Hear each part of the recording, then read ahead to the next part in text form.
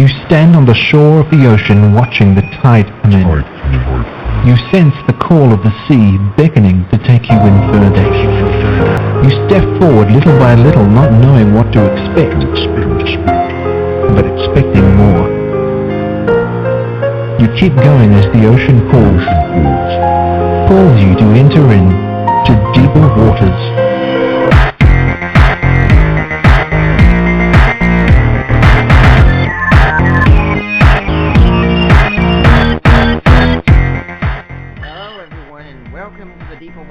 Podcast. I am Nick Peters, your host, seeking to bring you the very best in Christian scholarship and projects. We've got a fascinating topic lined up today with a very interesting guest. I don't know anyone else who's really writing on this kind of topic so we'll have a very interesting discussion. Before we get there, some preliminaries I'm going to say. First off, if you're interested in the show with J. Warner Wallace, we experienced some technical difficulties last week, so we didn't get to have that interview and have the show recorded. But Dr. Wallace has agreed, or Jay Warner, he's not a doctor yet, but he's still a great guy. Jay Warner Wallace has agreed to let me interview him this week sometime. I don't remember the date right off. I've got programmed, so I'll be reminded. But this week I'll be having a 1-hour interview with him, so watch your podcast feed for a show coming up later on this week. Second, I hope you all had a great Thanksgiving, and for me, one of the highlights was that this year I got to go to the Evangelical Theological Society and Evangelical Philosophical Society meeting, and afterwards, a conference at Bill Craig's church. And I gotta tell you, it was wonderful to get to hobnob with so many of the great scholars in the field, heroes of the faith that I've looked up to. It was sometimes great to meet people like Darrell Box, Dan Wallace, Robert Gagnon, Craig Blomberg, Craig Keener, and interestingly, all of them have been on this show before, and Craig Keener's coming up again very soon. And it was so great to meet so many of you also who came up and said, "Hey, you're Nick Peters, you're the Deeper Waters podcast, I love your show, I appreciate it so much," and keen to hang out with some guys from the Christian Apologetics Alliance at the conference and having a pizza pizzeria beforehand where as they know, we all made sure to affirm the virgin birth.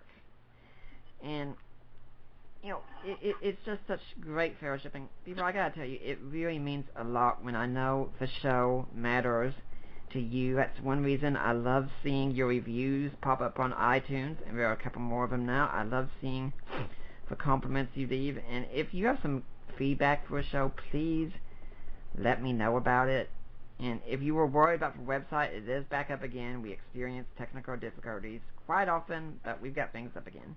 Now, my guest today, we're going to be talking about visions and appearances of Jesus, and I hope I don't kill his name. I asked before I came on the show how to pronounce it, and if I get it wrong, my apologies, but he's Dr. Phil Wiebe, and he is married to Shirley, and they're parents of 2 children and grandchildren of 4. He has a PhD in philosophy from the University of Adelaide in South Australia, where he got in 1973.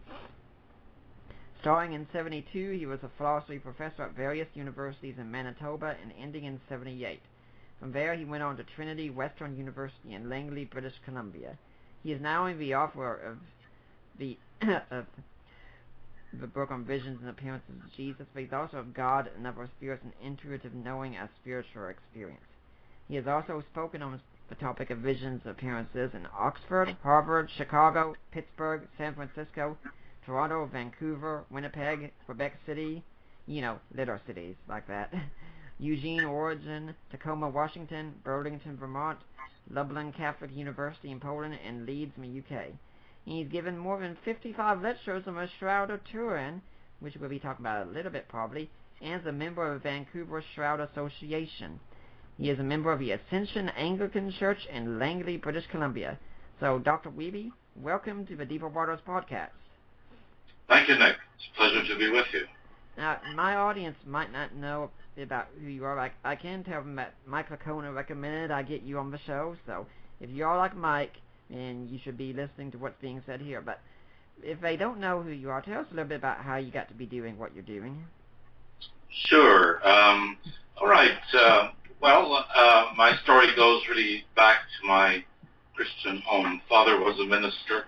In fact, my parents were church planters. That wasn't the term used then, but that was their vocation.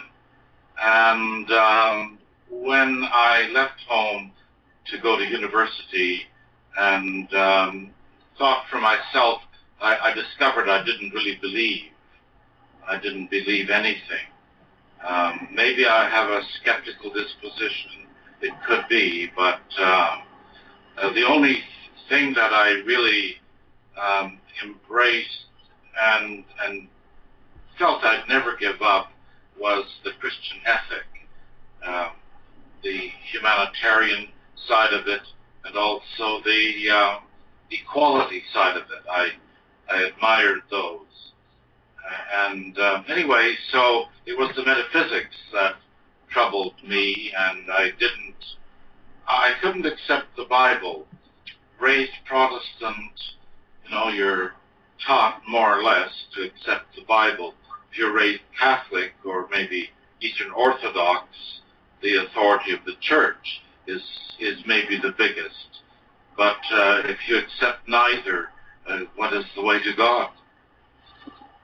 So there was quite a period of questioning, and I skipped around in my undergraduate years, focusing on this and that, and then finally ending up in philosophy. I didn't know whether I could make a living in philosophy, but I went for it anyway. And I did an MA degree, BA and MA degree at the University of Manitoba, which is a public university. And then I had what's called a Commonwealth scholarship to Australia. This is available to people doing doctorates from one Commonwealth country and going to another. And the only condition upon it was that you return home. So I went into philosophy, more specifically philosophy of science.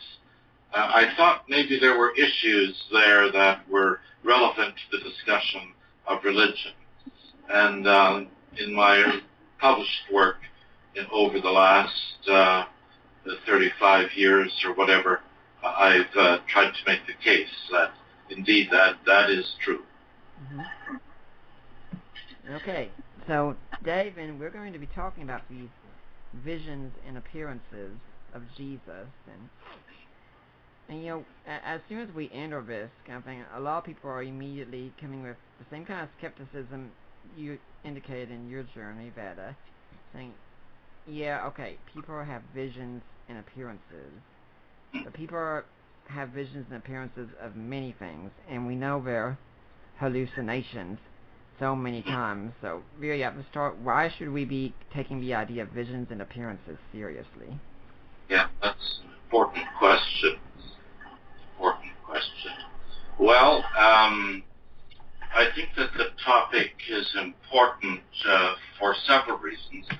One, I would say that the New Testament itself, it makes the case for the resurrection, in substantial part, on the appearances. The empty tomb does count for something, but it's really the encounters afterward that matter. When I was in my undergraduate studies, a theology bookstore was nearby, and I would buy books and so on. That's how I kind of got into biblical criticism, and that's what really tore out the historicity of the New Testament. The Old Testament was too big of a stretch at the time, but the historicity of the New Testament was called into question. Now, the ordinary things on which the New Testament can be examined might be accurate. Luke is good about locating events in the time of different rulers. But I didn't think that being right about ordinary things counted for a lot when it came to very extraordinary things, like the resurrection and, say, the virgin birth of Jesus.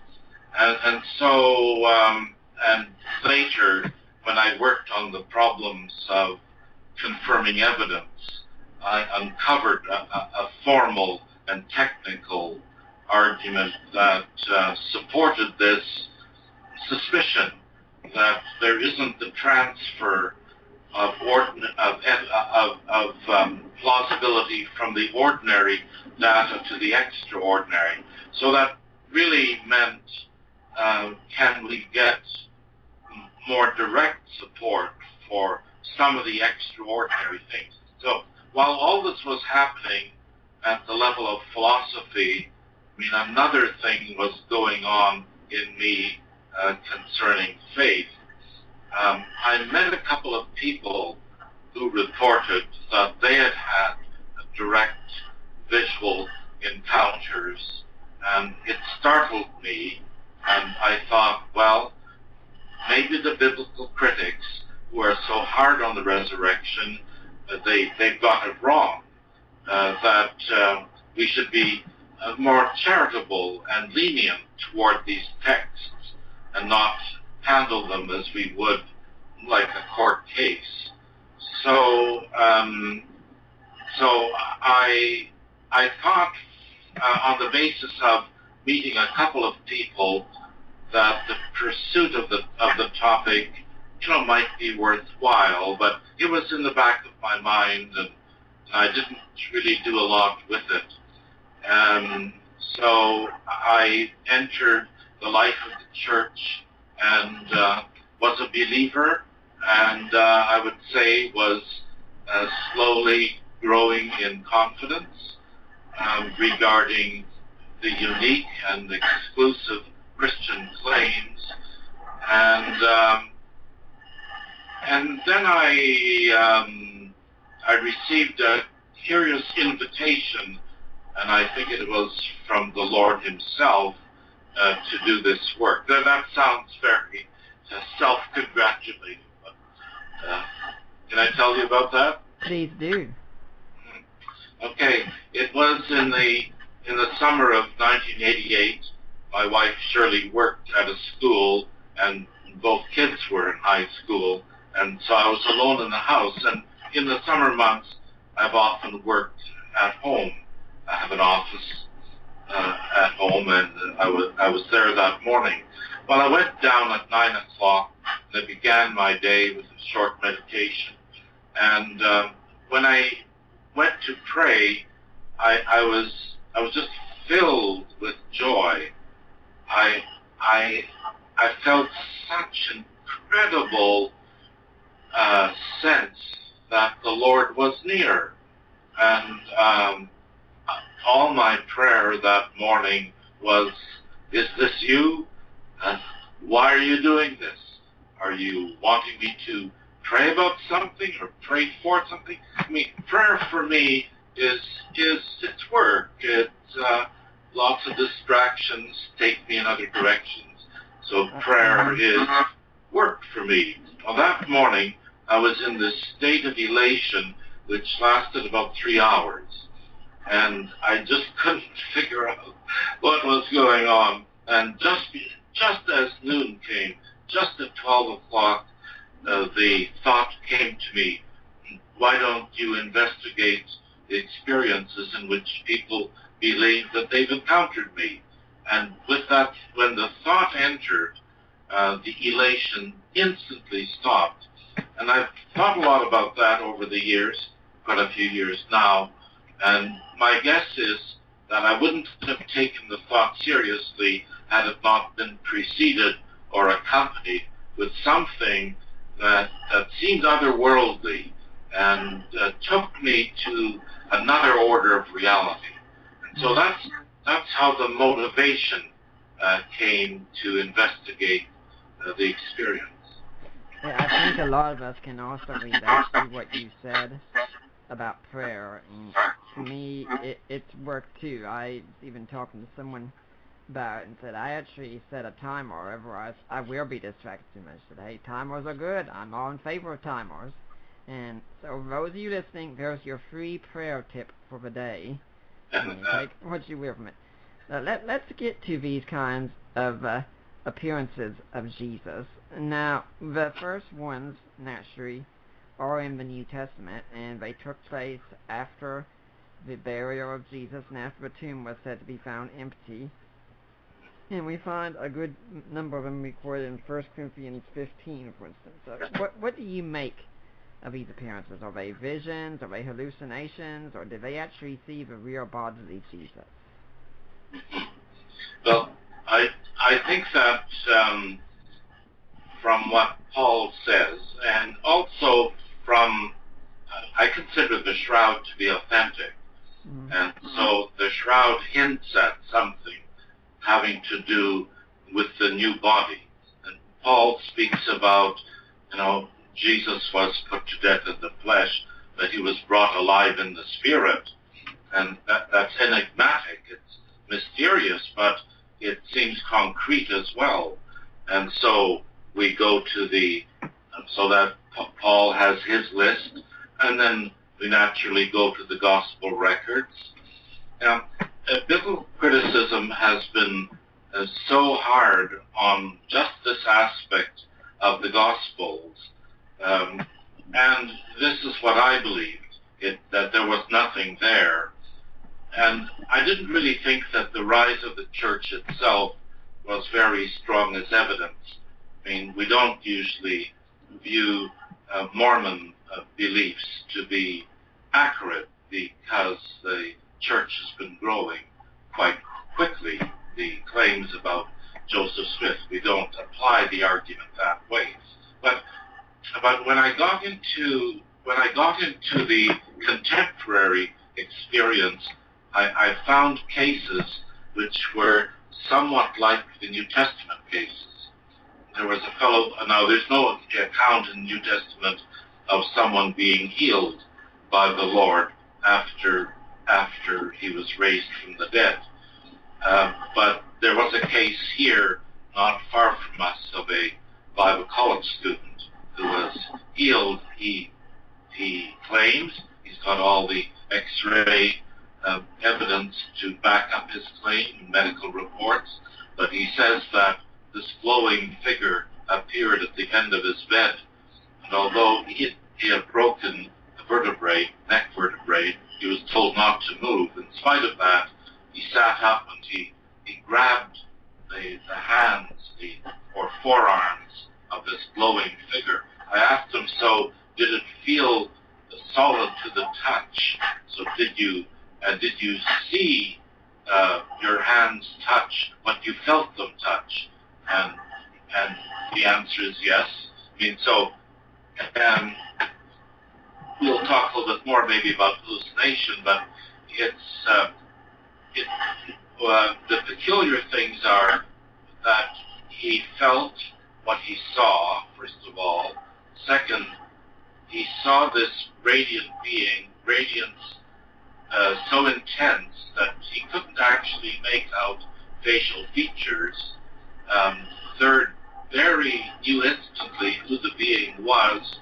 He said it's the Lord. And I think that in Christian thought, it could be maybe the angel of the Lord. I mean, I don't want to get into that, but it looks as though sometimes someone is a messenger on the Lord's behalf. But anyway, there's a tremendous radiance, and I think that even the tradition of the halo may be connected.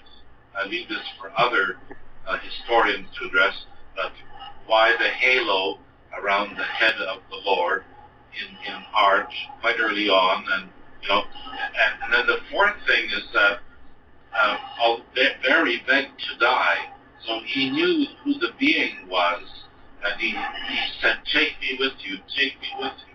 He didn't want to stay here on earth, and he was informed in wordless communication that satisfying that request wouldn't be possible, and then the figure disappeared, and in the morning, when Barry woke up, he had no pain. The swelling on his head, which was beginning to impair his brain organs, brain functions, that disappeared, And it took them a day to convince the doctor to let him go home, and within a week he was back to his regimen of running a mile or two. So it's corroborative, I think. You know, when you started talking about someone who broke their neck vertebrae and was in an accident, had Jesus appear to him, I don't think you'd mentioned the name yet, but I have your book right here, and I was looking at it thinking, that sounds like Barry. Yes, Barry. You got the point 4 and said Barry. Like, yep, that confirms it. Now, but what I'm wondering, though, when we look at the New Testament accounts of the appearances, is that Gary Habermas has told me before that for a while the reigning idea of how to explain the appearances was something sort of like a Jedi Jesus. Yeah. He talked about how at the end of one of the Star Wars movies, Luke Skywalker looks and he sees Darth Vader, Obi-Wan, and Yoda all together at a campfire, but he can see right through them. And apologies to any Star Wars fans out there if I've done something to butcher it. I'm actually not very into the series that much, and another apology to all of you out there that you just told me at that point. But that was, he said, the reigning view right now. So, I mean, do you think these were just visions that the disciples had, or do you think we've got enough information on text that we can look and say Jesus bodily appeared to the disciples? Yes, I would say that he bodily appeared. I mean, I know that in Luke, there is the interesting question of doubts arising in the disciples' eyes, minds, about what they're seeing. And then he says, touch me, feel me. He says, see. I mean, he means, like, handle me and see that I'm real. So I would say, so this is the view I hold and teach.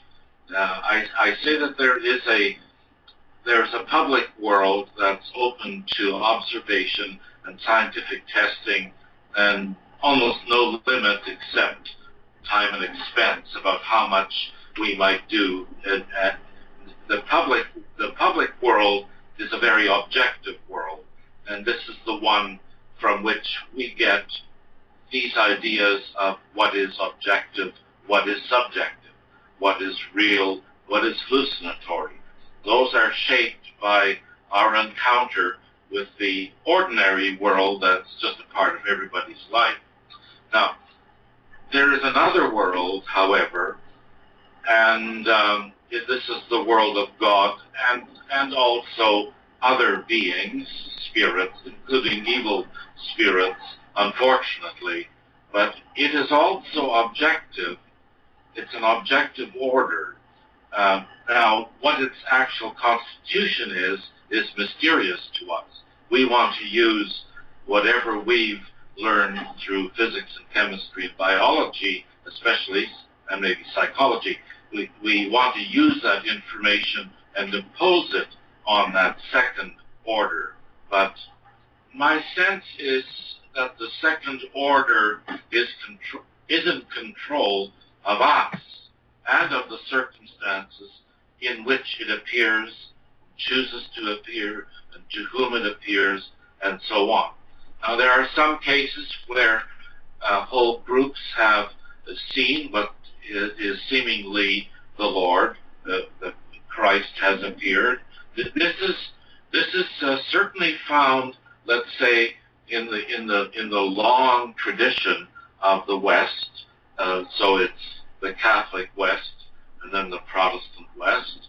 I mean, so there are collective experiences. They're not very common, maybe, but they do occur. And the fact that something is collectively seen or say filmed, I mean, we understand the mechanisms behind producing images on film, and when something is collectively seen, or it's filmed, or even is both felt and touched, and so on, or is able to be checked out using other reality checks. Like, there is another order there, and it seems to be in control of us. So it's not like the public order, that science examines, but it's objective. So the world of spirits, to me, it's an objective order. It's a little dangerous, but I mean you can't really live life and avoid it completely. The divine order or the diabolical side will make its efforts to penetrate our lives, and so we are part of that. We are spirit, or we have spirits. We in some form we survive the death of our bodies and face the Creator, who is judge of all. So that is the Christian message. And God has come in the flesh. He's come in the Holy Spirit. God is triune. I mean, and so that is Christianity stands for the reality of this largely invisible order, not wholly invisible, but largely invisible. When you were talking about this invisible world, I can't help but think of a biblical story about Elisha and his servant being surrounded by the armies of Aram, and Elisha praying, saying, "Lord, open his eyes." And the servant looks and he sees all these angels and flaming horses and such all around them, and he says, okay, things look a little bit better now. Yes. Yeah. So ongoing evidence for the mysterious order we see in the Bible, like, gives it credibility, strengthens its case. It's interesting to me that the people that compiled it, those who basically collected documents in the early centuries until the time of the Nicene Council, but it's interesting that they would have Gospels which have disagreements on little points. And to me, the disagreement on little points is a mark of authenticity. They're not fudging the books. They're presenting the oral tradition as they know it, and that's an important issue. So the critics have made too much of the differences. You know, when you talked about how people are going to come in contact with the spirit world somehow, when I was at this conference last week, Craig Keener gave a talk on, can we today believe in demons and such? Yeah. And one point he said was, if you go to the anthropological world today, where people are going outside and studying other cultures and such, if you disbelieve in spiritual beings, you're kind of treated like a flat earther at that point, because this kind of stuff happens abundantly overseas. Yes, I do think that the paranormal side to the world, which is often maybe dark, although angelic aspects are also present, it's really seen across time and across cultures. So it's not. I think that a very important phenomenon has occurred with near-death experience.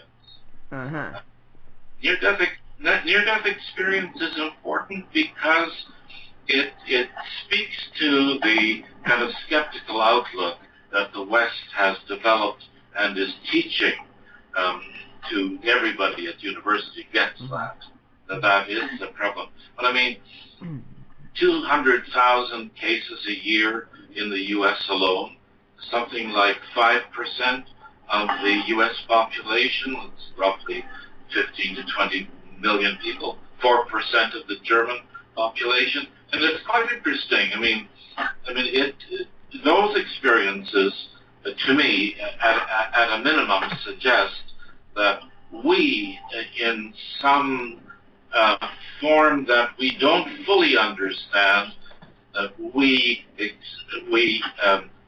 exist after the death of our bodies. There's something. So the reality of spirit. Secondly, there is this encounter with being of light. I mean, and maybe it's whatever it is. There is moral accountability that comes through in these experiences. So moral accountability and someone who has the right to kind of evaluate and judge our lives. So I mean, maybe not all of it is divine, but there's certainly some of it is. So it's like the soul, the moral order, and the existence of God are all being reaffirmed in an age where those kinds of metaphysical claims can hardly be made in any university. I gave everyone a little preview of something coming up here. We're not going to be talking a lot about near-death experiences today, but if you are interested in that topic, please come back on January 9th. My friend J. Steve Miller has written a book on this topic about near-death experiences, and so that's going to be the focus of our show on January 9th. So if this topic interests you, then be sure to come back for that episode. Now, we're talking about these kinds of things also. Again, I'm going to bring up Keener here, but he recently wrote, probably within the past few years, this massive 2-volume work called Miracles, which he has been on my show to talk about that one. And I'm guessing in many ways we can approach it kind of the same way we approach these visions and near-death experiences, that it would be a bit strange for us to think that every account that we have of a miracle, a vision, and near-death experience on its surface is 100% accurate, that where that seals the deal. But the thing is that when you have so many of them piling up consistently, then you kind of have to wonder, okay, some of these could be mistakes, some of these could be fake, some of these could be people wanting 15 minutes of fame, but to think all of them are that is rather problematic. Yes, I agree. I follow a professor of philosophy from, at least he was at the University of Maryland, Stephen Broad, and he thinks that evidence can be usefully put into 3 categories. The experimental is the familiar one, of course, and then he talks about experiential and thirdly anecdotal. And by experiential, he means really a category of claims that is sufficiently large to attract attention and having some plausibility in it, even if not everything is. The anecdotal is the one-off claims, too rare to be frequently found among the people of the earth.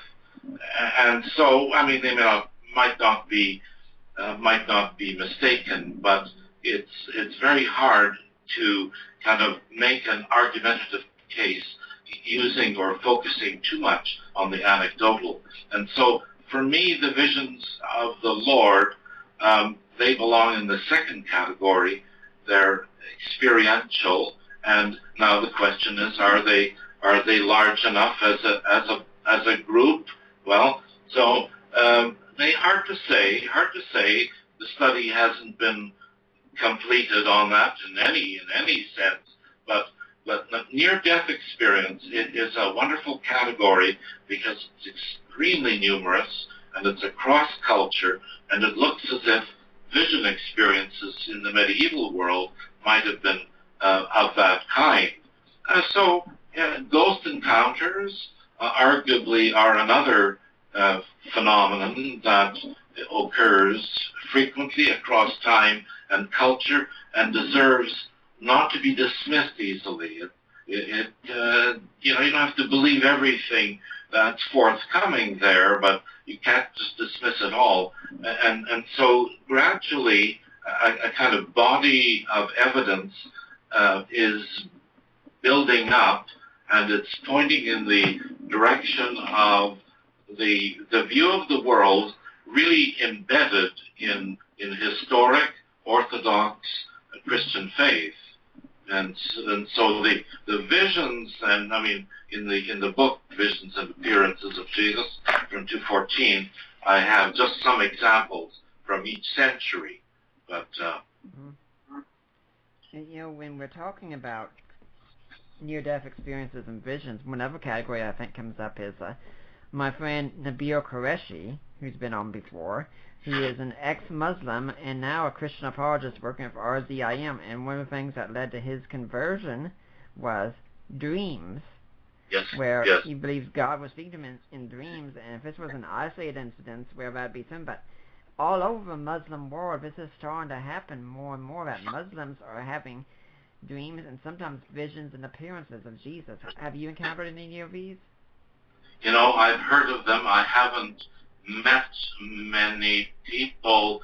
I had a student who told me about an incident in California.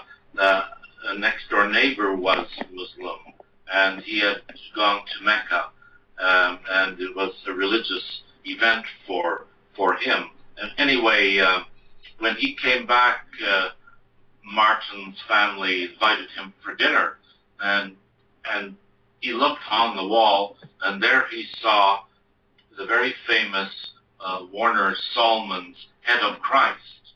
I mean, billions of copies probably have been made, and he said to the family, Christian family, a missionary family, he said, "You know my bus driver from Mecca?" And the fellow said he had gotten on a bus, and the driver looked at him and said, "You won't find peace here." And he was very puzzled by it, why the bus driver would say this odd thing to him. And he came home to California, and what he apparently saw was what Warner Sallman saw as, the face of Christ. So, these bodies of evidence are growing, and you can see, so in the Muslim world, arguably somebody with really deep roots in Muslim beliefs and having come to Christian faith is in the ideal position to kind of research that kind of subgroup within the vision and appearance class. But we see the accumulation of data across a wide spectrum here that's broadly spiritual in nature, and it's like evidence. We're in an evidence-oriented world, and the Lord is catering to people's legitimate desire for evidence. They want, there's somebody out of Birmingham, the UK, Heathcote James, Sarah Heathcote James. Well, anyway, she wrote in public media in the UK asking people to submit stories of angel encounters. She got 800, and it's from a wide variety of people, all their own personal angel encounters. So it's not everything, but it's not insubstantial either. 800 cases. Yeah. Let's look at history some, since you talk about the medieval period, and there were several accounts of visions of Jesus. Now, right at the start, I could have some listeners who are Protestants too, in the sense that, and I serve as a Protestant myself, might say, I'm very suspicious of things that come with the Catholic Church. Anyways, and these are all Catholic saints. It looks like we were having these visions. Shouldn't I be skeptical of that? Yeah. Well, that's if we think of, the church roughly 500 years ago separating into Protestant and Catholic branches, the people prior to that are also in our ancestry as Protestants. They contribute in their own way. I kind of go along with Wesley's view that ongoing experience should count for something. It probably shouldn't trump the Bible and what I would call the Holy Tradition. I think that there is a kind of holy tradition. We see it in the creeds. It's quite minimal in the creeds, but like the tradition, both Catholic and Protestant, it doesn't do anything, for instance, with Paul's remark in Corinthians about being baptized on behalf of the dead. Two references to it in one verse, and no tradition has really embraced this as significant. And well, it's not terribly important, and we shouldn't fuss over it. We shouldn't divide over it. But the experiences that are happening across the field, I mean, they count. And I think that we must remember that the ancient and medieval worlds weren't as literate as we are. I mean, maybe some argument about how much literacy there was, maybe the 10% that's commonly tossed out. Maybe that's because the countryside didn't have many literate people. There must have been enough literate people, though, to collect books and copy them and circulate them and so on. But I would say that in that kind of world, dreams and other unusual experiences might be more common because they don't have a Bible, and even if they had one, they couldn't read it. So how is God going to communicate to them? Well, he uses dreams. And yeah. I mean, my nephew, has a friend, well, they live together, but they live together, I would say, probably as husband and wife, and she had no Christian background at all, a nominal Jewish background, but my nephew is Christian. Well, anyway, she had a dream, and in the dream, see, this is like a personal story, right? She had a dream, and in the dream, she was in this wonderful, wonderful place, and she's riding along a street in a car, and a woman comes up on a three-wheeled tricycle. It's like an adult tricycle, and extends her hand and touches, my niece's hand that's resting on the door of the car. And with that, my niece wakes up, and she's been to heaven. And anyway, she expresses this sentiment, I want to be where you are, after I die. And she describes the woman a bit, and my sister brings out a photograph of my mother, and she said, that's the woman.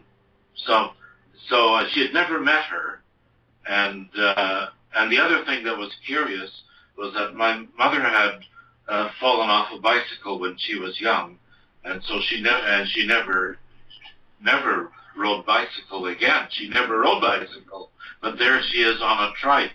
Like, what a curious thing to include. It's as though the identity is partly established by the incident that's part of her history. But I mean, if we think of people who grew up without books to speak of, but they went faithfully to Christian services, and yet incidents would happen where they maybe would disbelieve or wonder if it's all true, and dreams are used. And I would say that the dreams of the Muslims at the present time, they maybe corroborate something of our early history as a Christian church, when the Christians in the early centuries didn't read, couldn't read, and were impacted in other ways. That's how I see it. I did like how you said this shouldn't trump the Bible, because I think there can be too great a danger. I mean, Paul speaks about people who go into great detail about what they have seen and heard and such, that people will hear about some near-death experiences and say, well, this is an authoritative account of what heaven must be like. No, this isn't necessarily. I mean, we could have had an experience they would have interpreted as heavenly. It could have been a real experience. That doesn't mean we have suddenly been given what Gary Habermas would call the furniture of heaven. Yes. The furniture of heaven, right? Yes. If we were looking at the medieval period, like you talked about, what are some of the visions and appearances of Jesus that stand out to you the most? If you were with someone and just went, hey, here are the main ones I think are the most convincing, what would they be? I think that I'd go to Teresa of Avila. Right. Many people go to her. She's interesting. She's of Jewish background. She's a visionary and a woman. She has 3 strikes against her. So why would she report these many, many encounters with the Lord and with other beings, other saints, and also she has diabolical encounters. It's quite a complex case, but she's written extensively about it. So here's a first-hand account. She's persecuted within her church for having these experiences, told to burn her library, and, is generally treated very skeptically. And she persists in spite of all that. So that's an impressive case, maybe one of the most impressive cases of all. I mean, we can compare her case, say, with Julian of Norwich, the 15th century. They're a century apart only. I mean, Julian is also looked to by many people as kind of a model of spirituality. But when you look at the 2 experiences and set them side by side, it looks as though Teresa's are more, they're like a bodily or a corporeal encounter with the being. In Julian's case, that's less impressive, I would say. So actually, like knowing more about present-day cases heightens our senses a bit. I used, I think it was 23 variables to study this phenomenon, so I wanted to know quite a bit about what they actually sensed. There was a case in which this young woman went to church with her mother, with her mother-in-law. It was a summer event, and she didn't really want to be there. She just went along to please her mother-in-law, and they were invited up for prayer, and she went forward for prayer, and she saw other people were kind of raising their hands like during the prayer time, so she just copied that. She had no particular religious sense. She'd gone to Sunday school with Anglicans for a while when she was young, and there's this figure that appears. It's only about 8 feet away, standing on a pedestal, but there's no pedestal in the building. These are the curiosities about these experiences. Like, there's furniture that's added. Like, exactly why is hard to understand. But there he is, standing on a pedestal, and there's a glow radiance around his entire body, not just the head. I mean, we might say, well, this is just a memory, a memory of some previous image she saw, and now she's hallucinating. She's regurgitating a previous sensory experience. But it's curious that the pedestal is there, but not in the church. It's curious also that there's radiance around the entire body. It's like an oval, and he's looking at her, and she thinks, oh, why is he looking at me? And she looks around to see if other people give any evidence. So this is a kind of an instinctive reality check. Will the same object be there when I look back to the front? And she did this several times. And the other thing that was curious about this is that as her hands were raised in prayer and her eyes were shut, she felt something touch her hand. She opened her eyes to see who was touching her hand. Nobody was close enough. Like, what an odd thing. Like I often tell the Lord that he's very interesting, and he does many unpredictable things, and it's a terrific pleasure, really, to know him and to fellowship with him and to be, let in on little insights into his nature. When I was telling you about how this morning of elation ended with this, and I wasn't very sure on my feet about spiritual matters, so I went to the pastor of our church. He was an old, seasoned man, had come through adversity. He's maybe 60 at the time, 60 years of age. And I said, would you pray about something with me or for me? And I told him what it was, and he shook his long, bony finger at me. He said, Philip, he says, this thing is of God, and I have two names for you. So that's how the work began. He affirmed me so strongly, and I respected his spiritual discernment and sensitivity. He had gone through a nervous breakdown as a young pastor and recovered from it. So I thought, okay, you're seasoned in spiritual matters, and your advice matters to me. Mm-hmm. Now, when we look at Saint Teresa again, before we get to the modern readers, tell us about her visionary experiences and why you think they're legitimate experiences. Yes. Well, the experiences begin in a very subtle way. She sees a hand, and that reminds me of a fellow in Ontario who saw an arm and a hand. It was actually where his arm and hand were, but it wasn't his arm. Mm-hmm. But anyway, so Teresa, I'd say she's very serious. She's very devout.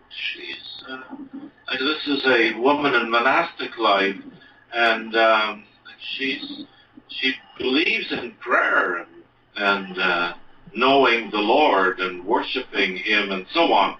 I mean, and then it contributes, I'd say, positively to her life, in spite of the fact that there's opposition.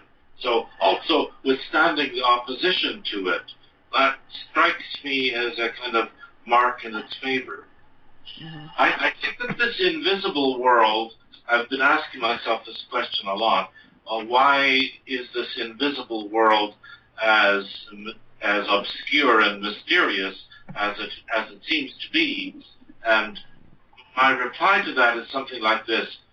I do think that it wants to show us that it is real, but it isn't primarily concerned about giving us knowledge the way we have it in the sciences.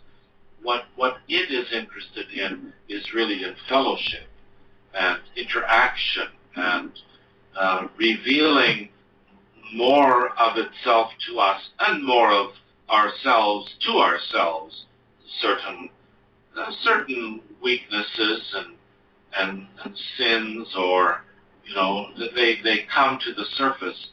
I would say with Teresa too, there is this very deep concern about being holy, be holy as I am holy. I mean, this is hard for anybody, and she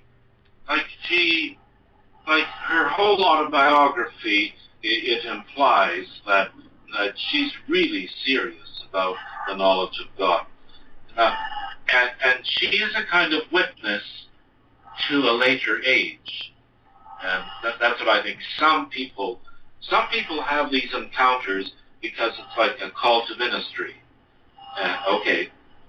Other people have them because it addresses some some depression, possibly. There was a case of a young girl, and she was actually a student at our university, but she'd had the experience at about 15, and she was in a youth group, and they had a bonfire one night, and they were sitting around the bonfire, and there's the Lord. He appears in the fire, and he's looking at her. I mean, and what an odd thing. And she wasn't really serious about faith issues. And so this incident, it really made her think twice. And she was 15, which is a kind of important age, I think, 14, 15, 16. That's the high school years are kind of an important period for many people. And they can make big decisions. And so she did. Now, she of course couldn't know the accident that took the lives of her mother and father and a brother, all one horrible accident. And she says she doesn't know how she would have gotten through that post-accident period if it hadn't been for the comfort that the previous experience gave her. So there are many things, like you can't nail him down, except we can say he's good. He's not safe, but he's good. Lewis, yes, a lovely remark from Lewis. So they have many purposes. So like Teresa of Avila, to me, she speaks to us now. She's got so much detail about what's seen, what's sensed, where is space, is it colored, is it transparent, is it like the traditional likeness, on and on. These are questions that people legitimately want to ask, and in her case, she's really provided the modern age with a fair amount of data.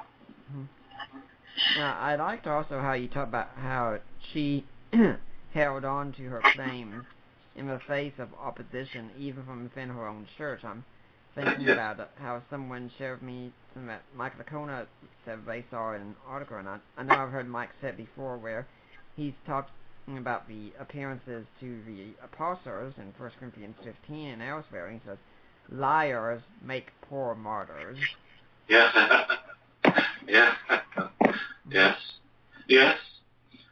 I think people, they would give in under persecution, well, not always, but... Now, there are some people who might say, well, if she held on to it so strongly, maybe she was just deluded. Maybe she was crazy. I mean, what would you think of that? Yeah, the worries about delusion and about... So let's talk about delusion first. Now, the people I interviewed were, I would say, they were reasonably ordinary, apart from one or two cases. I did interview a bishop in Britain who'd been a professor of New Testament at Cambridge, and he had a doctorate from Cambridge. So he's, unusually well qualified, and he did his studies in New Testament. Actually, he found his faith slipping, and so he left the professorial vocation. But he was, I believe he was 16 and in school, and out of the blue the Lord appeared and looked at him and said, "Follow me." Now, he didn't know that was in the New Testament. His background was Jewish.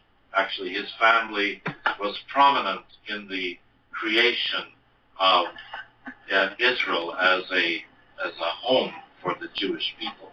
So, I mean, but a lot of ordinary people, they have families, they hold down jobs, they have a responsible place in a community and in a variety of organizations. Like, that's not the picture of delusion, right? So that's not people who are being controlled by some malady or whatever the causes might be, and it could also be spiritual, that kind of. So the delusion part doesn't fit with the ordinariness. and holding down. So now, could the experiences be hallucinatory? This is the worry. I I I I think about hallucination under two kinds of categories, and the first is there's some kind of a psychological disorder that's producing this. There was quite an influential book written about 1975 or so, and it was Julian Jaynes, and he was a professor. He was either at Princeton or maybe Toronto, in a prominent university, and he argued that the Old Testament prophets misinterpreted the voice of God. What they were hearing was activity in the right hemisphere, and through the corpus callosum, the information gets passed on to the left, the speech hemisphere, and they think it's God speaking. It's not. It's just the other side of the brain. I mean, and that was a book that had a good publisher and attracted quite a bit of attention. He thinks that stress is the mechanism that's generating these auditions, these strange. So I put that. So there's the case of the woman, Helen Besenson, who's feeling the tactile sensation on her fingers, closes her eyes, feels it again, and then opens her eyes, and there's the figure, right? And she can turn around, turn back, turn around, turn back. So my question is, what is stress? Are stress levels, repeatedly being turned on, then off, on, then off? So the tactile is felt in the same fingers, and when she turns back to the front, the same figure is there. What? Stress is reduced when she looks to the back because the figure doesn't follow her eyes, and she sees the audience that she knows herself to be in, looks to the front, there's the figure again. Looks back, figure is gone. Looks back. I mean, is stress the mechanism? And you can actually see from just this one case that the stress theory doesn't have a lot going for it. It's just a sketch of something that people will supposedly find. And there was another book written by a professor who thought that the visions of Mary were all generated by, being not having a sexual partner. And he can say these things about dead people because they aren't there to object. But I mean, hey, almost all the people I interviewed were married, and I mean, you wouldn't ask people about their sexual activity. It's far too delicate and private a thing. But we could say the same thing about Helen's seeing the figure at the front, seeing no figure at the back. What? This is the sexual desire that's fluctuating like this, and every time she faces the front, she sees the same figure. So the sexual desire is back to this identical level, and so on. So the psychological theories, I've argued, like in my 1997 book, Visions of Jesus, the psychological theories have nothing to offer. So, but they're popular. So some people say it's expectations, or it's hopes, or it's, deprivation of sleep and so on. Well, I mean, now hallucination theories, they're more complex, and they're a little sketchy, but there isn't a firm answer there, because hallucinations, like say people in mental hospitals, I mean those are vulnerable people, but people study them, and the causes there aren't very clear. Mm-hmm. Well, I'd like to remind everyone at this point you're listening to Dr. Philip Wiebe. We're talking about his book, Visions and Appearances of Jesus. But if you're here next week, now remember, sometime in the week I'm going to be recording an interview of J. Warner Wallace on his book God's Crime Scene. But if you're here next week, are you interested in the book of Acts by any chance? Well, if you are, we're going to have a guy on who's written a tiny little bit on the book of Acts. Craig Keener has written a 4-volume work on the book of Acts. I mean, it's light reading. You'll go through it in a day or so. No, this is about 4,000 pages on the book of Acts. And he's going to be coming on next week to tell us some, obviously just some, of what he's found. So next week, Craig Keener returns for Deeper Waters podcast. For now, we're going to get back to Dr. Philip Wiebe. Now let's move forward to our own modern times and such. And you gathered some reports. First off, how did you go about gathering these reports? Yeah. So the first reports then came from my pastor, who said he had 2 names for me. And so those were the first interviews I did.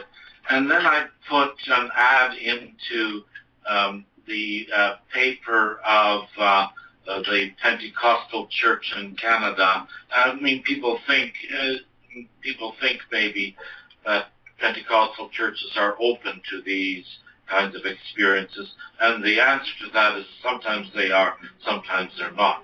But I got 3 cases in Ontario, and then I went to Toronto, and I went to their homes, and I did the interviews in their homes. And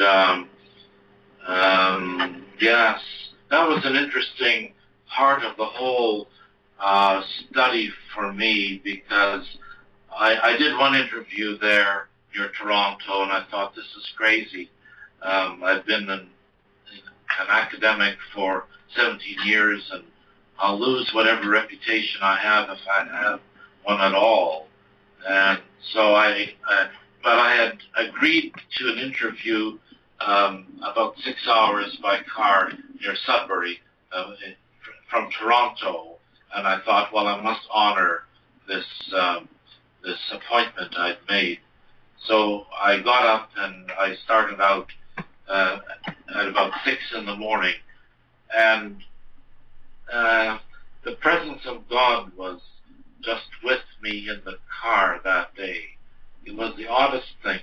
I would normally play the radio and just get a bit of sense of what the places I'm going through are like, but I just couldn't bring myself to turn it on. That the sense of presence was so extraordinary, and it lasted the entire trip. And then I heard a story of what I would call deliverance from evil, and how the Lord appeared to a woman who had been physically and, I believe, sexually abused.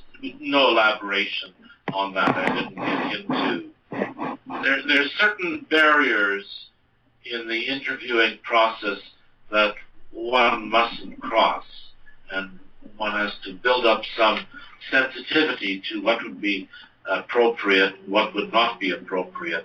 I think that the holy realm has its own rules of what evidence can be collected, what cannot be.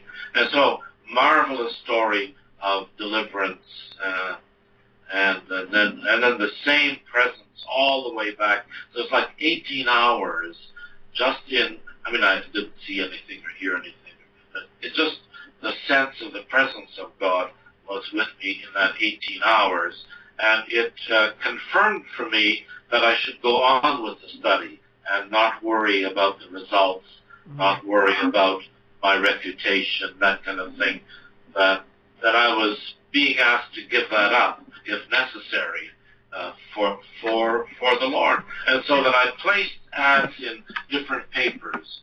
I did an ad in the New York Times, and that gave me interviews in New York, in Florida, probably Indiana and Illinois and Los Angeles area, that Oakland area and LA. So like it was a very fruitful. I also advertised in Christianity Today, and it was a fruitful source. So I did that advertising. I went to Australia for a month or so, and I placed an ad there in one of their religious news magazines, and I got some responses, and I did the same thing in Britain.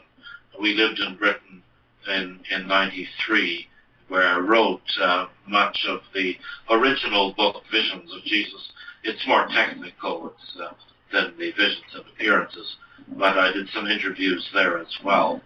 And so I was trying to get accounts from different places, obviously, not just one religious tradition. So the people are from all over, as most have some faith background, and some are Jewish, or they're nothing, or Orthodox, or Catholic, varying kinds of Protestants. It's all over the map. Mm-hmm. Now, when we're talking about these kinds of encounters also, I liked how one thing you said specifically in the book was there are people who have visions of what they say is God, and you refer to visions of angels and such, but you want specifically Jesus. Why Yes. is that? Yeah. Well, because I felt that the contemporary experience would help to rescue the New Testament stories, which are dismissed or minimized. I know that some critics say, well, certain errors are arising in the church, and so what Luke does is he takes the story of an encounter, and he has Jesus eating food, he has the disciples touching him. Those parts are just invented in order for erroneous ideas from Gnosticism arising in the church. And you can't at this point in time. That's going to be a hard case to adjudicate. And all I say is, well, some of the modern encounters are strikingly like what Luke is talking about. Don't be so hard on Luke. So I'm rescuing a little bit the appearance stories, because the appearance stories concerning Jesus, they really mark him. I mean, it's in his resurrection, ascension, and glorification that his deity really is seen. I mean, there's a foretaste of it, let's say, in the Transfiguration event. But some people say, well, that's just that's a misplaced story. It's post-resurrection appearance, and I'm not going to argue that point.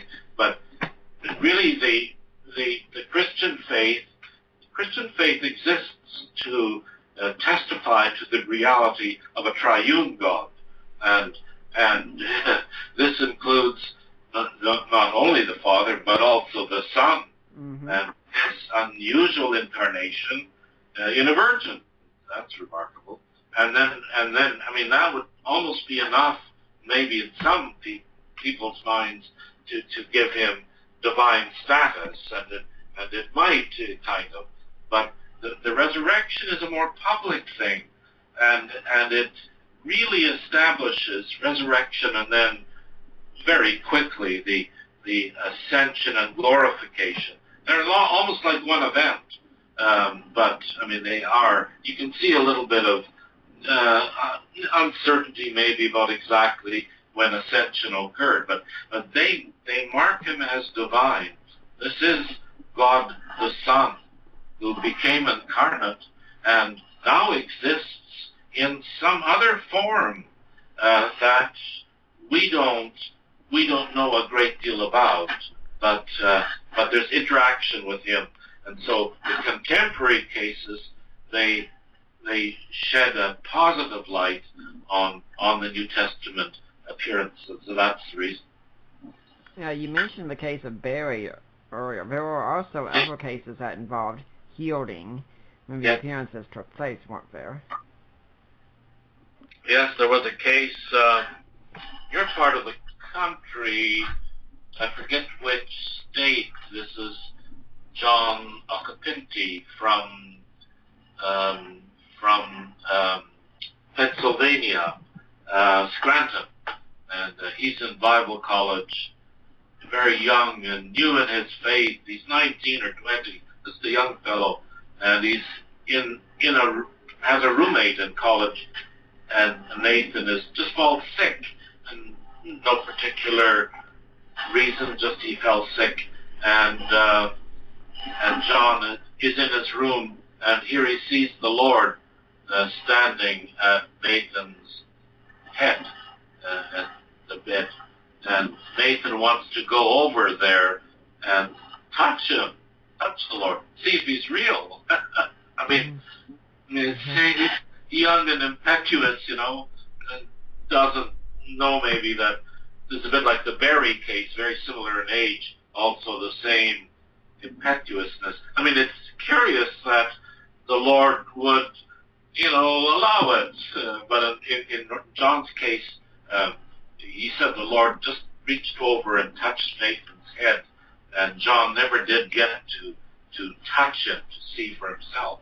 But Nathan at that point jumped up and went running through the halls of the Bible college. I'm healed, I've been healed. So one felt the touch of the being that John saw. It's very complex. One sees but doesn't feel. The other feels but doesn't touch. But like the timing of everything, all the sequence there. And I mean, we know a lot about causality, and it's legitimate to think that the Lord or his emissary appeared and accomplished the divine healing. Mm-hmm. And these cases, when you have them, just like case of Barry, you can have them backed by medical documentation. But you could go to someone, they might say, well, you can't do some sort of before and after documentation to show that Jesus appeared, but something has happened, and you need to explain it. Yes. Yeah, there are traces left in the space-time causal world. Mm-hmm. This is how that seems to operate. There's a lovely story on an angel encounter. Can I tell it? Sure. Okay, this took place in a Anglican church near London in Hertfordshire. So it's not, maybe it's like 25 or 50 miles, maybe not 50 miles. But anyway, an older woman is being baptized, and the font, and they do it by the cup of water, or the handful of water poured over, typically 3 times. But anyway, the rector of the church is standing there at the font. The font's at the back, and the woman is beside him. And suddenly there is another figure that makes its appearance, and it's so unusual that the children come up with their mouths open. They're in awe of what they see. And this being, they believe it's an angel, touches the woman, and she falls over, and then she is brought back onto her feet, and the baptism takes place. And as this is happening, the rector notices that people are touching their arms. They're just kind of stroking their own arms, and he understands why.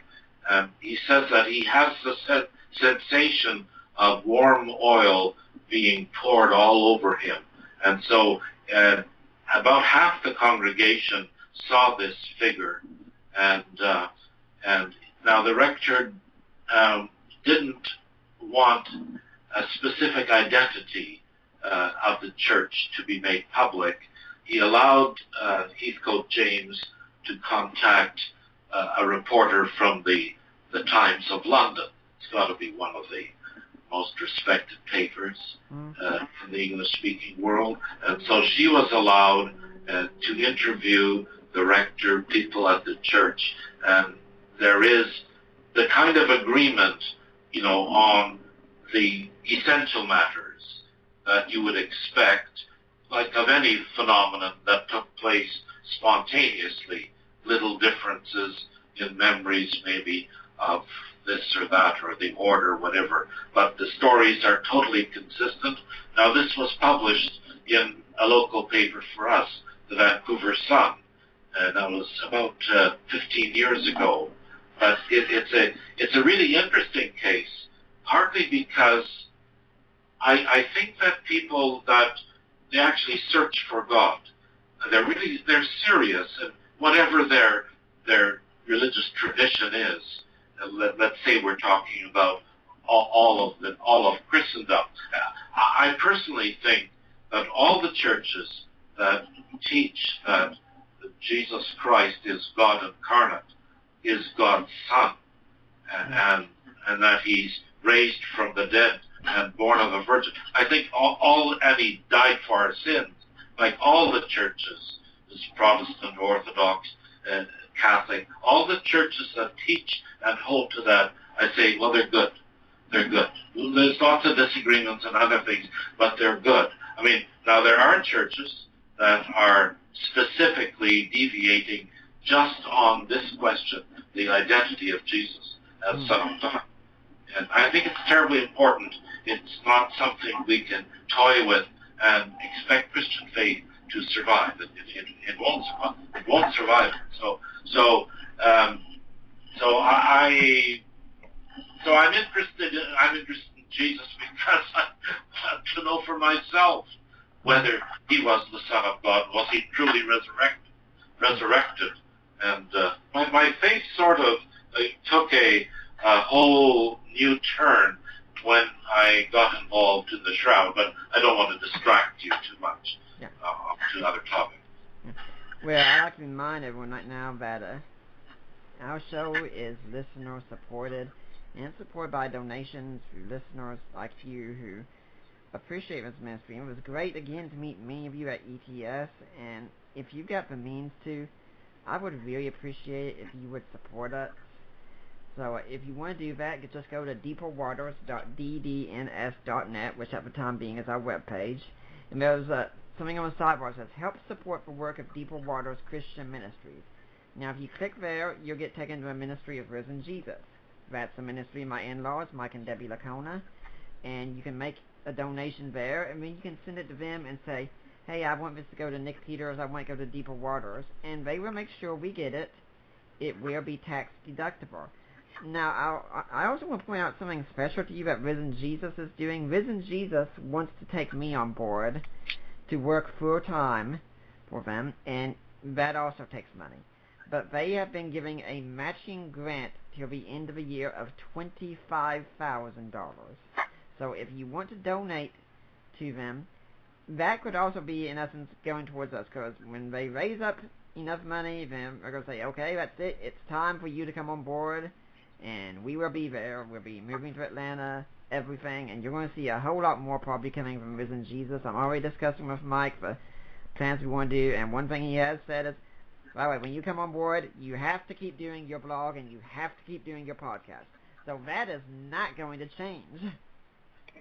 Now, you can also go and buy some of my books that are available on Amazon. I've got, for instance, ones I've co-written, such as Defining Inerrancy, or God and Natural Disasters, or Groundless, a look at Dan Barker's atheism. And then there's the one that I've written by myself, which is A Creed for the Ages, a look at the Apostles' Creed and today's Christian. And then, guys, Christmas is coming up. You know, there could be a lady in your life that would really appreciate getting some jewelry. Especially if you're like me and you decide that Christmas is a good time to pop the question, which is exactly what I did. And as you know, listen to the show, she did indeed say yes that Christmas Eve. And if you go to my page, there's a link about support us via purchasing jewelry, where you click on that link and you'll get taken to Premier Jewelry, ran by my friend Lena Klester, her site there. Access code is LOVE. And you can make a purchase. You can pick up that engagement ring that your lady's looking forward to. And whatever you purchase, if you let her know, if you let me know, 25% of what you purchase will go to Deeper Waters. 25%. So, guys, you get a good engagement ring, and when you get that and you make your lady happy, you can make a ministry happy at the same time. I mean, why not? It's a pretty good deal. Now, Dr. Wiebe, do you have any organization or charity that you'd like to see people donate to as well? The one organization besides Trinity Western University that I'm working with is the Vancouver Shroud Association. Uh-huh. We have created a set of museum boards, and we've collected some artifacts. These are like replicas related to the crucifixion, and we go around the country and do exhibitions.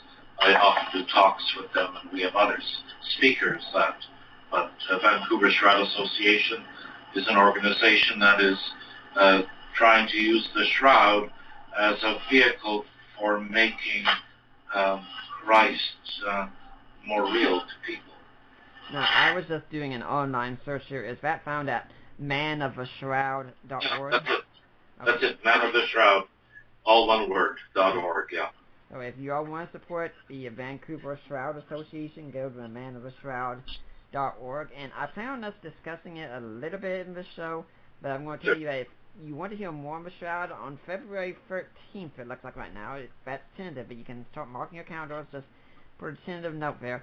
We're hoping to have Mark Antonacci come on talking about his book, Test for Shroud. So if you're interested in the Shroud of Turin, then this is that show. Now, one encounter I did want to talk about that you described in your book was apparently one that got on film, and sadly the film is lost. Someone stole it or something, but Christ appeared at a church. Could you tell us about that? Yes. So, yes, this is an account that comes from the primary person as well as other people in the congregation. The primary person is Kenneth Logie. So he pastored a church for many years in Oakland, and I don't know that the incident took place in the church that he last pastored. He's passed away now, but it's somewhere in Oakland. There were many kinds of phenomena occurring there. So, for instance, hands would appear on the wall from which oil was dripping, and so on. I mean, it's a charismatic kind of church, and yet the phenomena that occur are things that you see in broadly Catholic history. There'd be crosses as well, that sort of thing, and incredible perfumes. The whole sanctuary. But one fellow told me, he's now a pastor, or maybe he's retired, but he was in the Navy, I think, and he came to Oakland from San Diego and stayed overnight. And early in the morning, he was awakened by something, and the aroma was so fragrant, and he and others began to worship. And as they did the worship, the fragrance intensified, and these objects appeared. So, I mean, some explanation needs to be given for why somebody would have a movie camera with them in church. Mm-hmm. I mean, it isn't the sort of thing that people would maybe ordinarily bring. But there were these phenomena occurring, and Kenneth acquired. It was a Super 8. It's in the 50s, so the technology is, it's fairly rudimentary. You'd insert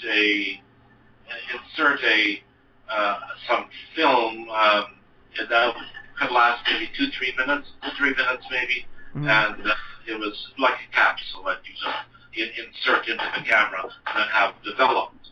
Well, anyway, one Sunday morning, he had a woman give her testimony. This is something that occurred in the church frequently. She was a Catholic lady, and she went to Catholic services, but she also went to the services that Kenneth Logie was conducting. And she'd been in hospital, and so the whole congregation knew her and wanted to know how she was, what had happened. And anyway, she'd been in hospital and had seemingly died, but and so her body was sent down to the temporary morgue in the hospital, and then a mortician came to pick up a body, and the fellow at the morgue in the hospital pulled her drawer and checked the face, and there was the flutter of the eyes. They'd made a mistake, so she's sent back up and revived, and so she's in church telling her story. And while she was unconscious, she said the Lord appeared to her in the unconscious state. He was dressed like a priest, with the white collar and the black suit or the black robe or whatever, but dressed like a priest. And he looked at her in the dream or in the vision or whatever and said, "Have faith in God." Anyway, it was a May morning, and she went and up to the pulpit. The front, and stood on the stair there to tell her story. And she was telling her story, and as she told her story, she disappeared from view. Now, she'd been wearing kind of a gray or a black raincoat. It was May, the weather was kind of rainy, but she disappeared from view, and in her place stood this man, glowing white clothes and very much the traditional likeness. So anyway, the organist had the movie camera, and Kenneth had said to him, "If you see anything unusual, you film it."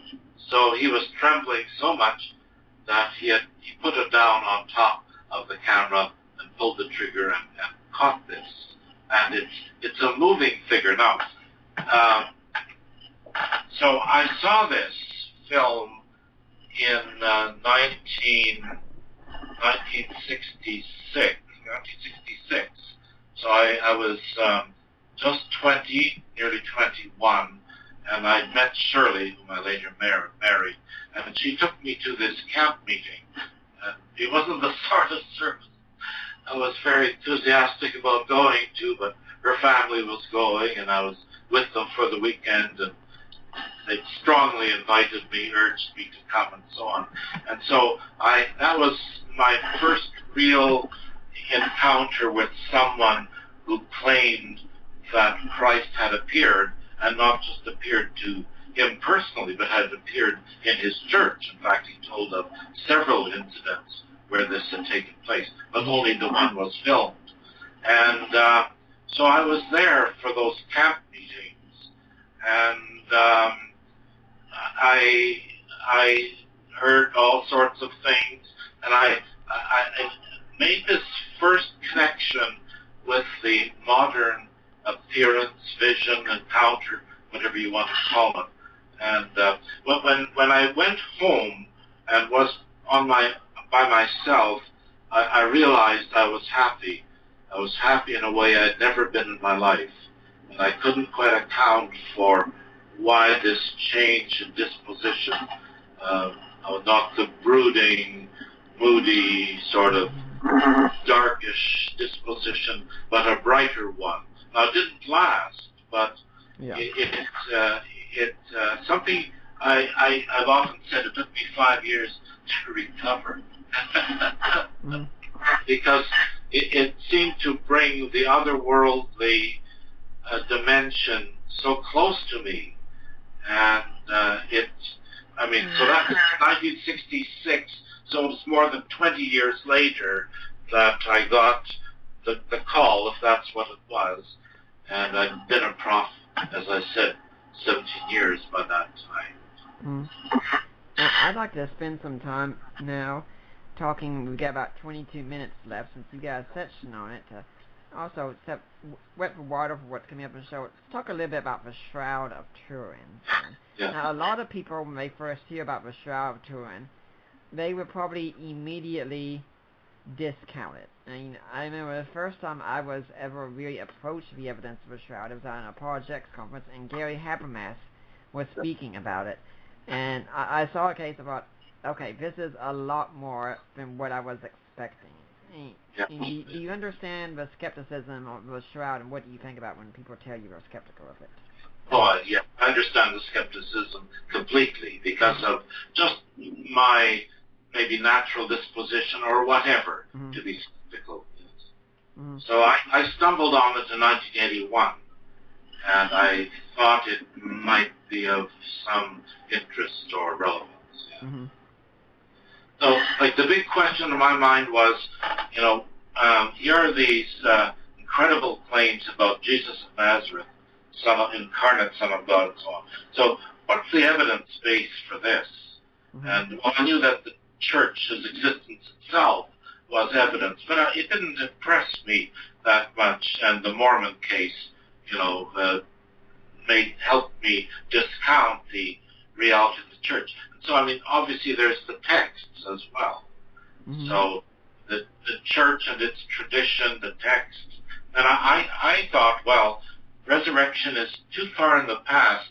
There will be nothing of any significance, in the post-biblical era that could ever shed light on those documents and give them more credibility. So the visions made me think, oh my, maybe I'm wrong. Maybe Bultmann is wrong about the New Testament. Maybe there's more there. Maybe it does speak to. And then the Shroud came along, and I was that as a person interested in evidence. I thought, whoa, this is curious. What?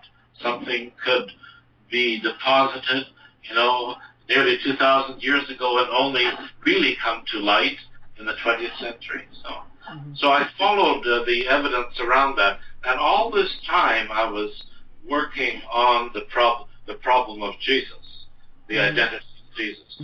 That had started for me at about 1965, 1964. I was 19 or 20 maybe, and I realized that I had no convictions about him, and I couldn't see any route by which I would ever reach Christian church, on his reality. As I said, I was impressed with the Christian ethic, but that was all. And I wasn't an atheist exactly. I just didn't think that God was terribly interested in the world, maybe, and acted in it ever, maybe, whatever. So that was so. I was gradually coming to what I call historic Orthodox Christian faith, and then the Shroud was sort of entering the mix. And by 1996, so 15 years later, I had come to think the Shroud was authentic, and that's when I started giving talks on the Shroud. And I don't know if you know Craig Evans at all. Oh, yeah, he's been on the show before. Oh, good. Yeah, and so anyway, somebody had notified Craig, asked him if he would do a talk on the Shroud. He said, well, Philip, how about if you do it? So I agreed to do it, and I prepared the first talk and gave it in 96. And I know that by that time I had it settled in my mind. Now, there was, I used to get challenged, though, when I did these talks. I've seen the Shroud, have you? Well, it was only being exhibited every 25, 30 years during that period. So, you were pretty lucky to see it. So in the year 2000, it went on exhibit, and a conference was organized near Rome in Orvieto, and I submitted a paper, and I went to the conference on the Shroud, and along the way I went to see the Shroud quite naturally. So I wasn't really prepared for what happened there. When I first saw it, one thing that impressed me was how much blood there was on it. And none of the photographs I'd seen really prepared me for the amount of blood that is on it. And as I was first looking at it, I was very struck by this thought, oh my, I might be looking at the blood of the eternal covenant. Mm-hmm. That gave this kind of holiness and solemnity. I was all by myself on that beautiful August morning, and there weren't lineups to speak of, and I spent the next half hour in the cathedral just looking at the shroud, and then something happened that's, it's weird, but it's internal voice, like something spoke to me. It was the shroud, anyway, but there were three things that were specifically said, and they were maybe just like about a minute apart or something like that. But the first it was said exactly like this: the resurrection's real, Philip. And my full name was used, and the little lilt at the end, it was firm and friendly. I was shocked by this. What is this? Is this you? Is this you, Lord? It's always the question, is this you?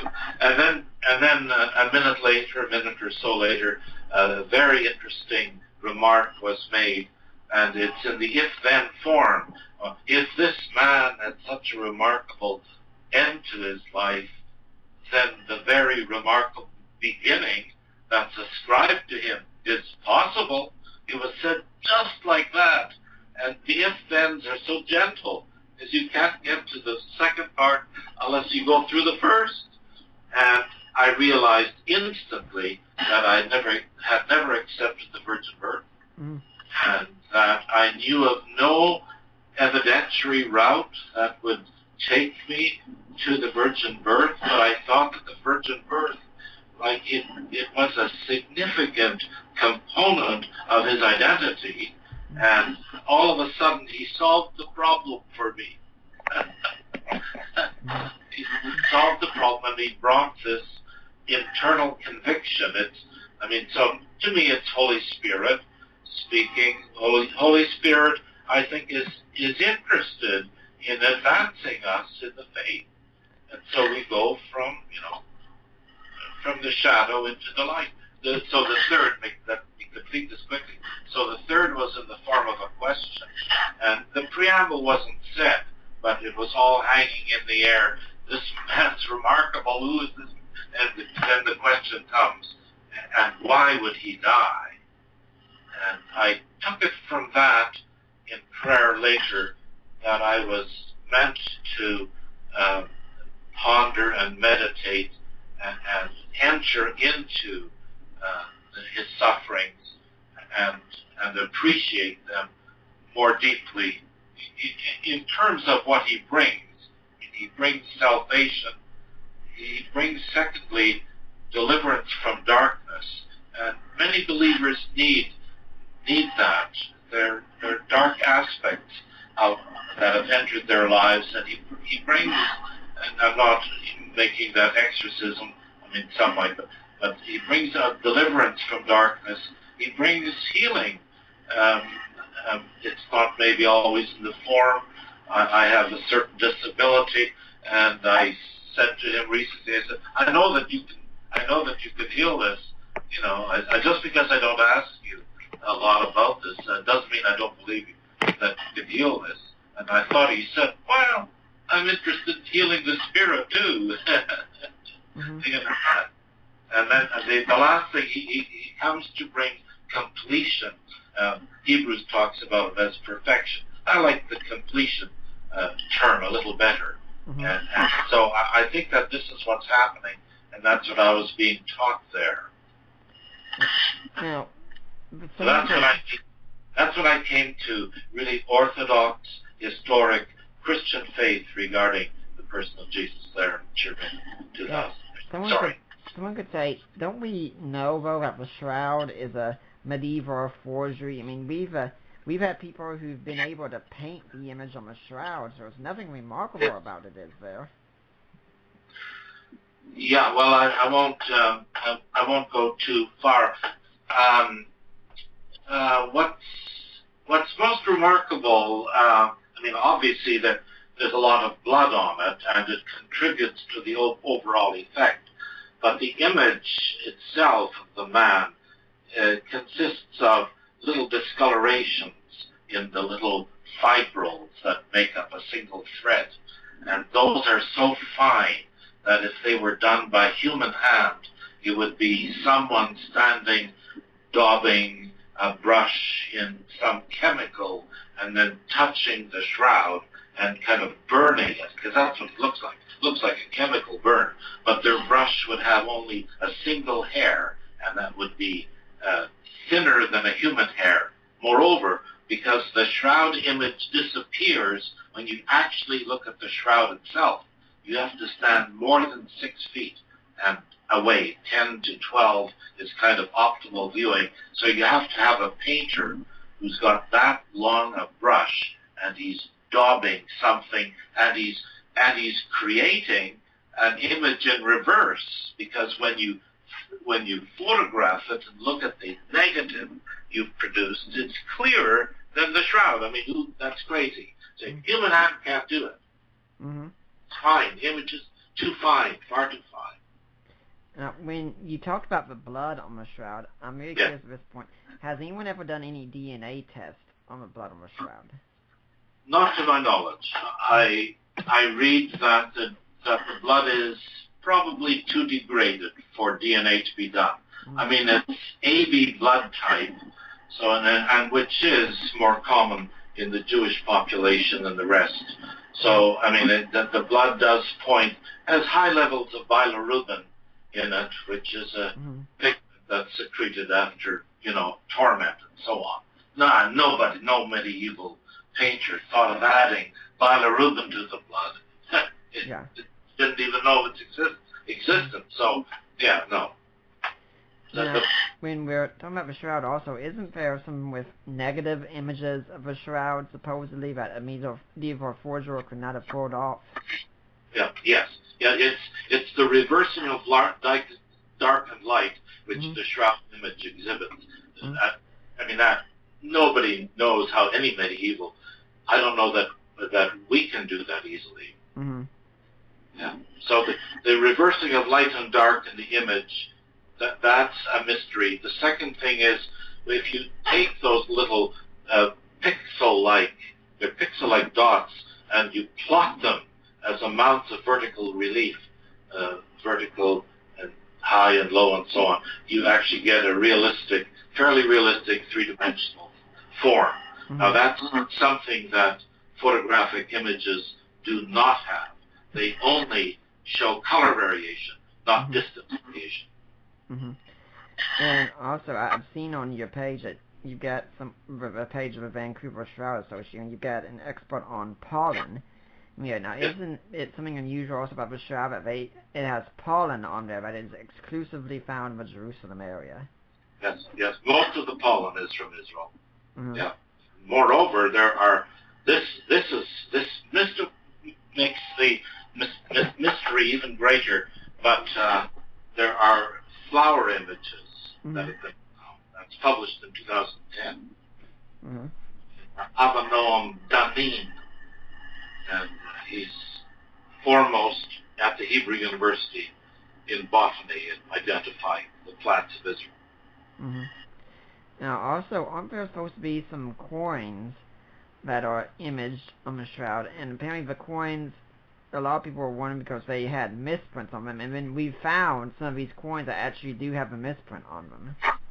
Yeah, the coins are a nice example of the challenges that face anyone looking at the shroud. Like, I'm not as convinced as some others that there are coins there. So I mention it when I do my talks, but I don't put a lot of emphasis on it. I think that I think the probability that there are coins is reasonably low. It might be like 10% or 5%. I don't give it a big probability. And isn't it the case also that the shroud, it's got the wounds or the blood coming from the wrist of a man in the shroud, Yes. whereas a medieval forger would have put it in the hands of That's a man in correct. the shroud. Yeah, that points to it's not being medieval. Yeah. Mm-hmm. Yeah. So then, are there also any non-Christian scholars and such who look at the shroud and think that this isn't a forgery, and even if they don't say this is what Jesus was buried in, they say we don't know what it is? Yes, this is Deneen's position. Mm-hmm. At least it was in 2010. Mm-hmm. He says, I think that the person is Jesus, but I don't know how the image was formed. Mm-hmm. And he doesn't accept the supernaturalistic explanations that some offer. Uh-huh.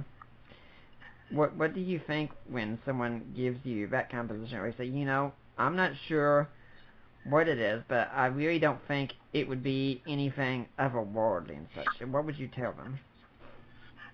Well, I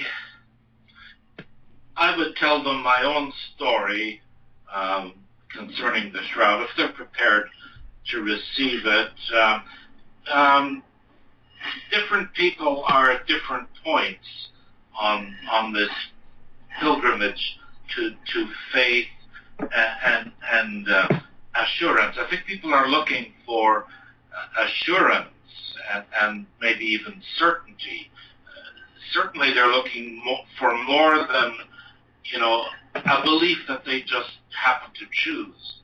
They want a belief that has something behind it, at least. So my thinking is that God isn't opposed to the evidence, but he's just not. That's not his major suit. He wants relationship, Mm-hmm. and he'll use evidence to nudge people in a direction, and through that, the fellowship and relationship is established and begins to grow. And that's where we see we're spirit beings and we're communing with our Creator, and he's making us more human, arguably. Now, what do you think the takeaway should be from us as we're getting close to a closing point? People are here. We've heard a lot about visions and appearances of Jesus and such. I mean, what's the takeaway that you think we should get when we're considering visions and appearances of Jesus? Yeah. So I would say that so the important pillars of Christian faith it is texts, holy texts, but also a holy tradition that more or less agrees on central points and then leaves others to the periphery. And then the third thing is that there is ongoing experience that is in the trajectory of events we see in both Old and New Testaments. The New Testament isn't out of sync with the Old, but it has some new material, and the ongoing life of the church includes an experiential component. That was Wesley's view. Mm-hmm. Yeah. That's kind of my view, that the experiential, yes, it has some value. It shouldn't trump everything. Mm-hmm. The holy tradition, there were people that selected the books that became canonical, both Old and New, right? Right. These are holy men and women of God. They're sorting and sifting. No, the letter to Peter, the letter to Philip, or something. No, don't keep that one. But, the epistles of Peter, yes, they're very important. Keep them. So that was happening, that tradition, so the text and then ongoing experience. Mm-hmm. But guarded, and kind of overseen by people who are not gullible, and they are experienced in sort of things of God, ways of God. Mm-hmm. It kind of strikes me that what Craig Keener has done for the miracle accounts in the Gospels, it looks like you've done for the vision appearances in the Gospels and in the First Corinthian correspondence of Paul. Do you think that would be an accurate representation? Now that's fair. Like I sometimes say that, well, when the angel Gabriel appeared to Mary and said, God has chosen you, like that, I don't consider that as quite the miracle that say her conceiving the child just because of the presence of God in that supernatural way. Like that's miracle. So when Moses threw down his stick and it became a snake, like that's miracle. But when an angel appears, that isn't miracle for me. So I'm kind of working in a domain where I'm trying to argue or show, look, there are other beings that inhabit the cosmos, and fortunately, the greatest of them is good and working for our good. There are other things that we have to also deal with, contend with. But so I'm working on phenomena that are not obviously miraculous, although, people use the term in many different ways, and I respect that. But I'm trying to say a case can be made for the reality of God and other spirits, and this includes the resurrected Lord. Mm. Well, Dr. Wiebe, we are coming to our wrapping up time, unfortunately. Do you have a blog or a website where people can get in touch with you if they want to find out more about you and your work? Yeah, they should just contact me at my Trinity Western University website. The website will take them quickly to my. We do have some papers and so on put online there, but that's kind of developing. But they can contact me easily enough and find me that way. I'd like to have people know the book is Visions and Appearances of Jesus. And looking online right now, on Kindle it's $9.99. On paperback it's $13.70. Could that go on sale for Cyber Monday? Maybe. I can't guarantee you. I'm going to say I'm going to be watching Amazon very closely on Monday because I've got some purchases I want to be making.